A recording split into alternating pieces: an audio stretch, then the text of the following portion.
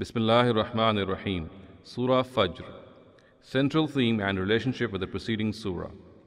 The previous surah, while directing our attention to certain signs and phenomena found in the heavens and the earth, ended on the note that no one can deny the immense power and wisdom and the infinite providence of the Almighty who has created all this.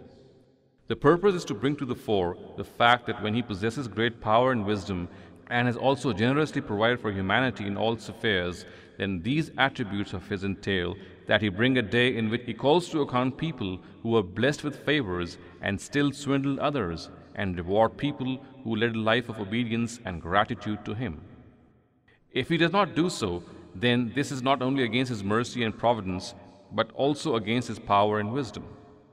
After this, the Prophet Muhammad ﷺ has been assured that the heavens and the earth are replete with signs and indications of what He is informing people. His only responsibility is to warn them through these signs, even if they are not able to see them. He cannot guide the blind. Here in this surah, some important events and incidents from the history and surroundings of the Quraysh are presented before them to prove to them that the reins of everything in this world are in the hands of the Almighty.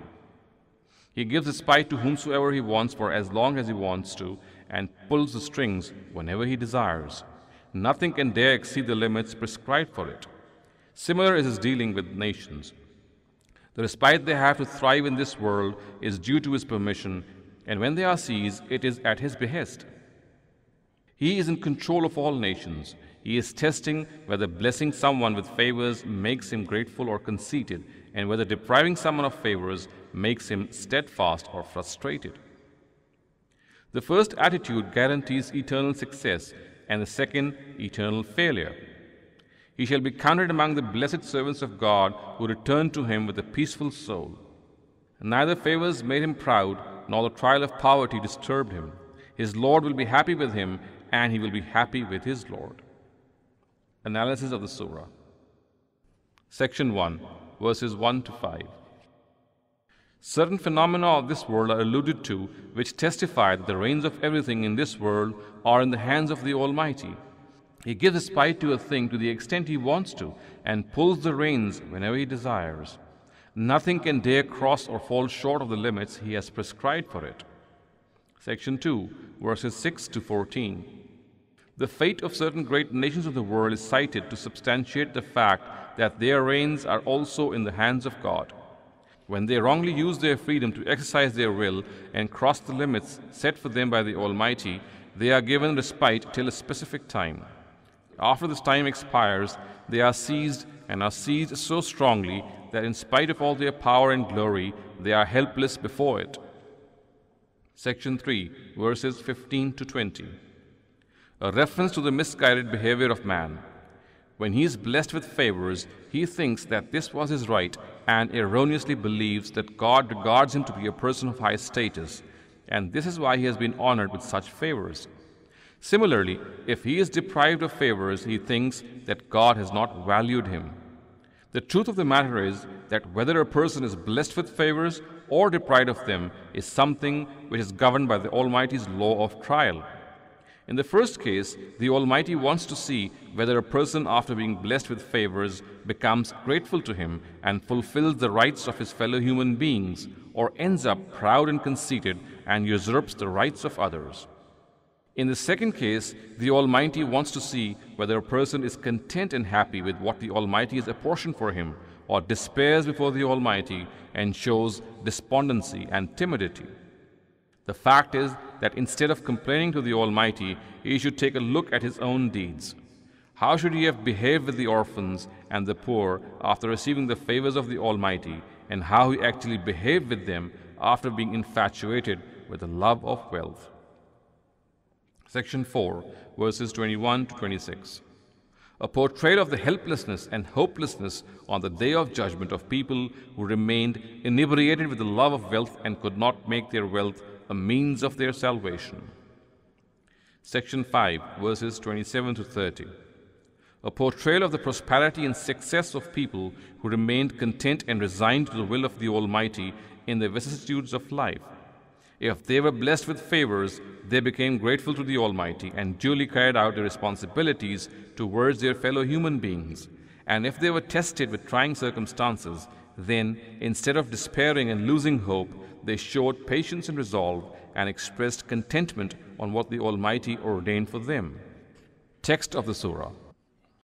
بسم الله الرحمن الرحيم والفجر وليال عشر والشفع والوتر والليل إذا يسر هل في ذلك قسم لذي حجر ألم تر كيف فعل ربك بعاد إرم ذات العماد التي لم يخلق مثلها في البلاد وثمود الذين جابوا الصخر بالواد وفرعون ذي الأوتاد الذين طغوا في البلاد فأكثروا فيها الفساد فصب عليهم ربك سوط عذاب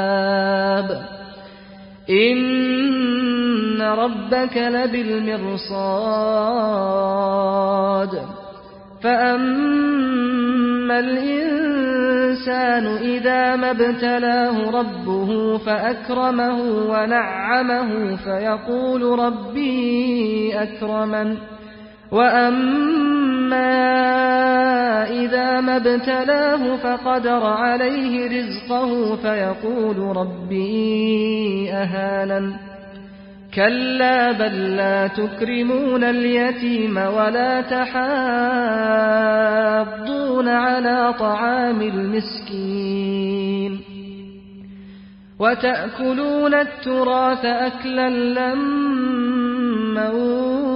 وتحبون المال حبا جما كلا إذا دكت الأرض دكا دكا وجاء ربك والملك صفا صفا وجيء يومئذ بجهنم يومئذ يتذكر الإنسان وأنى له الذكرى يقول يا ليتني قدمت لحياتي فيومئذ لا يعذب عذابه أحد ولا يوثق وثاقه أحد يا أيتها النفس المطمئنة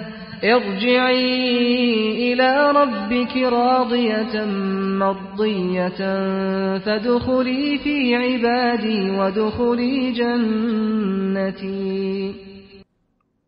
Translation of the Surah. In the name of God, the most gracious, the ever merciful. The dawn bears witness, and the 10 nights, and the even and the odd, and the night when it begins to leave. Is there in this an evidence for a sensible person? Did you not see what your Lord did with the Aad, the Iram of the pillars, who had no parallel in the lands, and with the Thamud, who carved rocks in the valley, and with the Pharaoh, he of the pegs? These people were rebellious in their lands, and spread great evil therein. So your Lord let loose on them the lash of his punishment. Indeed, your Lord is in ambush. But as for man, when his Lord tests him by honoring him and bestowing favors on him, he says, My Lord has raised my majesty. And when he tests him and reduces his living sources, he says, My Lord has humiliated me. Certainly not. In fact, you do not show kindness to the orphans and do not urge one another to feed the poor and grab hold of the inheritance and devour it and are infatuated with the love of wealth. Certainly not. They shall remember the day when the earth shall be pounded even, and your Lord shall appear in the company of the angels, standing in rows, and hell shall be brought near. On that day man shall come to think, but then what will this thinking avail him? He will say, Ah, would that I had done something for my life. Thus on that day none shall punish as he punishes, and none shall bind as he binds. O you whose heart remain firmly attached with his Lord, proceed towards your Lord, such that he is pleased with you, and you are pleased with him. Enter among my servants, and enter my paradise.